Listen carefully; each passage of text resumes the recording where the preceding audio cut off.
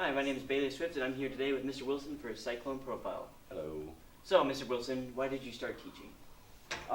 Teaching sort of was a progression. I mean, you start learning a job, learning something, and I liked in theology, one of the areas was they teach you pastorally, sort of how to pass on information to other people. It's part of the theological degree itself. Um, and during grad school, I was trying to see what was out there, and I was getting married at the time, and so I was engaged, and I put some applications out there, and I got a call back from this high school here, in Cyclone High School in Springfield. So um, it became something of seeing a need. I spent a lot of time during the college doing tutoring and guidance of some of the college kids, and I noticed that when I saw the high school kids, they seemed to have a better sense of self at that moment, and then something was lost in those 3 months in between that and freshman year of college, and I'm sort of here right now trying to figure out what's going on there. Can we strengthen what the identity is now, their faith, their community aspects, social aspects, through service, faith in God? Can we help bolster those aspects of their identity and all of your identity to help that transition between this stage of education in life and the next one? So we don't sell ourselves out for some cheap thrill or something else that we're worth a lot more than that. And I think you guys all are, all the students are here. So that is sort of had turned into a question to figure out, and now it's sort of a life challenge to continue helping you all. So. Okay. Where did you go to train before you came to SHG?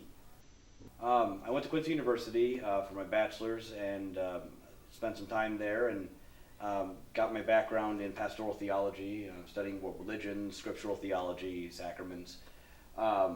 And then I went into Aquinas Institute of Theology in St. Louis, Illinois, originally was on SLU, St. Louis University's campus, and I was there studying for master's, and the deepening, so the aspect of that whole school was so phenomenal.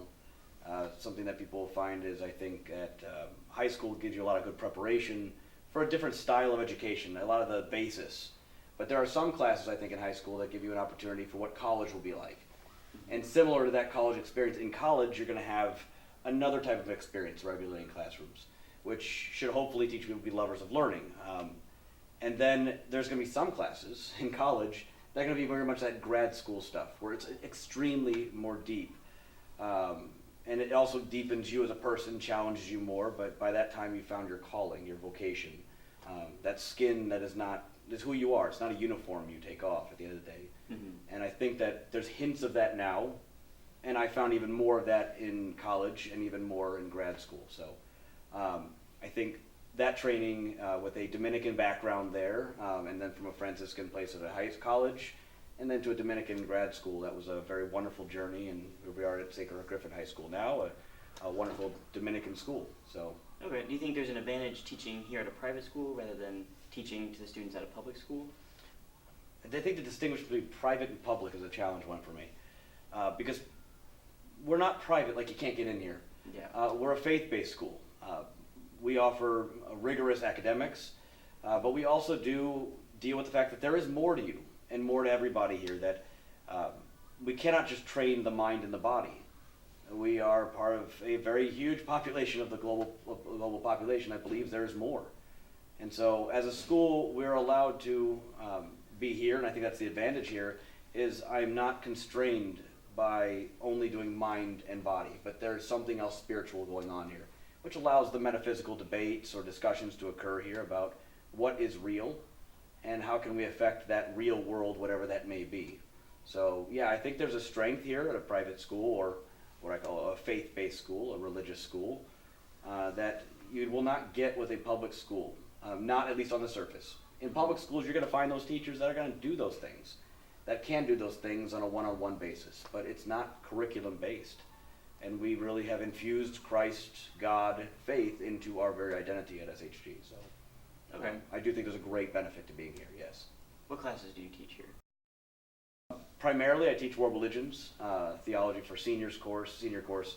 I've also taught sophomore theology, which is Hebrew scriptures, morality, and I've done junior theology as well, which is Christian scriptures and Catholic social teaching. And Also, I've taught sacraments before, but recently I started doing a philosophy class. I've also I've taught geography here at school, global geography, and a U.S. military course. Okay. So I've been a little bit all over the place. During summers, I teach health. It's a fun time. So just different to get to meet the newer students, the younger students just coming in, get to talk about healthy lifestyles, and that's very good. So Okay. Going back to what you said earlier about that separation between senior year and freshman year of college, Mhm. what class do you think would make the most impact in making a difference of that? I don't know if it's a class per se. I think it's the mentality of the students and the teacher relationship. Having more of I think, a mature dialogue about what's going on. I think it might be the retreats at our school here as well. SHG has everything ranging from our Kairos. We had a Quest program. We do sophomore and junior retreats. I think the retreats have been helping because you can't do that personal growth alone. Personal growth is a social growth. And so I look at stuff that I do, and I'm a little partial to my courses, but in World Religions, I teach about a lot more of a global perspective. In the philosophy class, again, as well, we're working with, as Bailey, you're in that class now, Yes. so working on developing the mind and where we come from, who we are, and really strengthening those identities, defining them. And I think every course has that opportunity. It's something that I think that why we sell ourselves out for stuff that is detrimental to the human existence, to our identity, is a huge wide range of reasons. So I think as a community of teachers, faculty, that we've done a good job working on that from every angle. So by moving here and learning about what I thought was my personal mission, I guess, I found out that I can't do it alone, and I'm not. That it's not something that I can answer in just a theology classroom. It's something that I have to answer. Well, I can't answer. It's something we answer. It's a we, not a me thing. So. Okay. Any last little things you want to say to anybody before we go? Theology, religion is an area that we have to breathe the life into and notice is a global thing. As a Catholic school, we have a great benefit of many different diverse students here, diverse faculty, and we are a global church. We're a global religion. And do not just turn down faith in your life or the journey of faith based on one singular experience at a parish or a church. There's a lot more of us out there, and those singular representatives are not the representatives of all of us. And that's the same thing for education.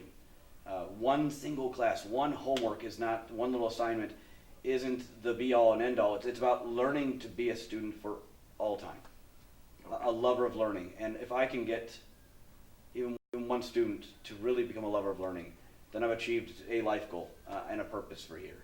And I look forward to following every student that I've ever had and seeing where they go in their lives. So that, as I've had in the past, some of my past students are here teaching now at this school, and that is one of the greatest honors, because I think teaching is one of the highest professions out there in the world. So, again, also kind of impartial for it. It's my job. So, yeah. But that's about it. I think that we're forever changed by our teachers, but as teachers, we're forever changed by our students. Okay. Thank you. Yeah. Thank you very much.